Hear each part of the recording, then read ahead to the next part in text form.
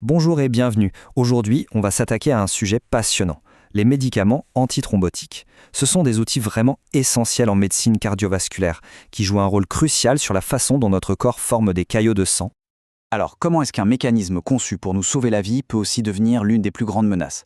C'est la question un peu paradoxale qui va nous guider. La coagulation sanguine, vous allez voir, c'est une véritable arme à double tranchant, et comprendre ça, c'est la clé pour saisir tout l'enjeu de ces médicaments. Oui, parce que d'un côté, la coagulation est absolument vitale pour stopper un saignement. Mais de l'autre, si un caillot se forme là où il ne faut pas, ce qu'on appelle une thrombose, eh bien c'est ça qui est à l'origine de la plupart des crises cardiaques et des AVC. Donc pour bien comprendre comment ces médicaments agissent, il faut d'abord comprendre le processus naturel qu'ils cherchent à perturber. Ce processus, c'est l'hémostase. Le mieux, c'est d'imaginer une équipe d'intervention d'urgence ultra efficace qui se déploie dès qu'il y a une brèche dans un vaisseau sanguin.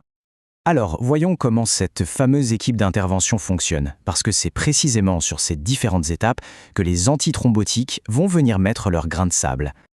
En gros, ça se passe en 3 temps. D'abord, il y a ce qu'on appelle l'hémostase primaire. Les plaquettes, qu'on peut voir comme les premières briques, s'agglutinent pour former un bouchon temporaire.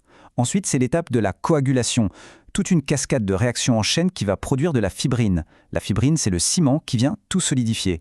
Et enfin, une fois que tout est réparé, le corps lance la fibrinolyse. C'est le nettoyage de chantier pour dissoudre le caillot devenu inutile. La première catégorie de médicaments s'attaque à la toute première étape, celle des briques. Ce sont les antiplaquettaires ou antiagrégants. Comme leur nom l'indique, ils vont empêcher ces fameuses plaquettes de s'agréger.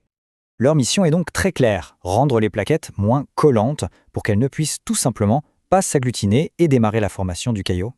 Le plus connu d'entre eux, c'est évidemment l'aspirine. Sans mode d'action, elle bloque de manière irréversible une enzyme qui permet de fabriquer un signal d'agrégation très puissant, le thromboxane A2.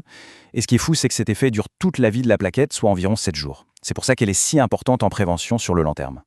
L'aspirine, c'est un peu le grand classique, la base. Mais depuis, la recherche a développé des armes bien plus ciblées et bien plus puissantes. Allons voir cette nouvelle génération.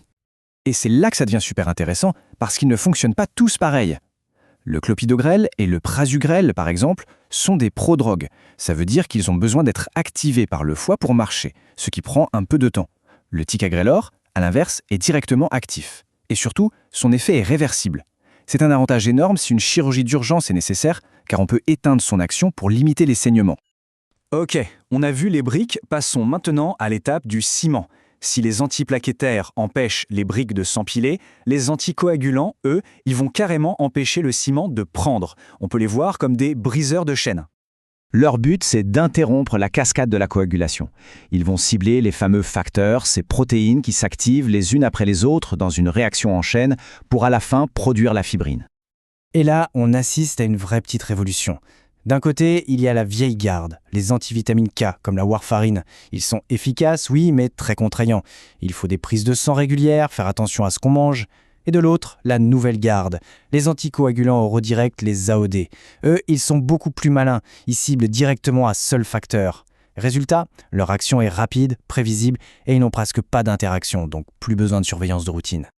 Le point vraiment crucial à retenir, c'est que le choix d'un anticoagulant n'est jamais anodin. C'est vraiment de la médecine de précision. Il faut à chaque fois trouver le juste équilibre entre l'efficacité pour prévenir un caillot et le risque de provoquer un saignement, en tenant compte de chaque patient et de son mode de vie. Jusqu'à présent, on a vu comment empêcher un caillot de se former. Mais que fait-on si un caillot dangereux est déjà là, en train de bloquer une artère vitale? Eh bien, c'est là qu'on appelle l'équipe de démolition, les thrombolytiques. Leur mission est complètement différente. Là, on ne fait plus de la prévention. On est dans l'urgence, dans l'action pure. Leur boulot, c'est de détruire un caillot existant.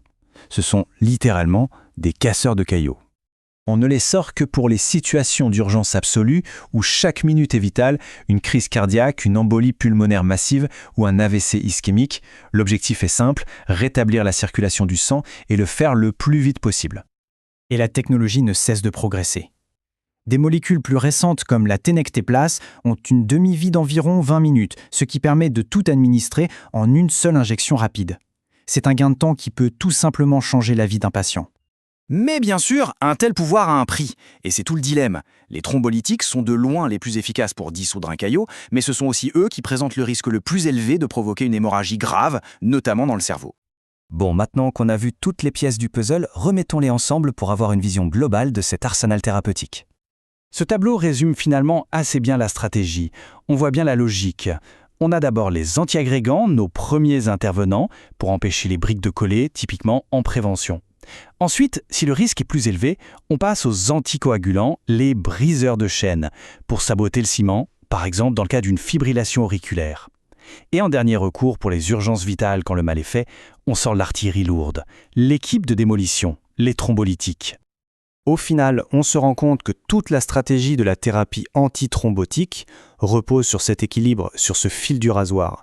Il s'agit de naviguer en permanence entre deux grands dangers, la thrombose d'un côté et l'hémorragie de l'autre.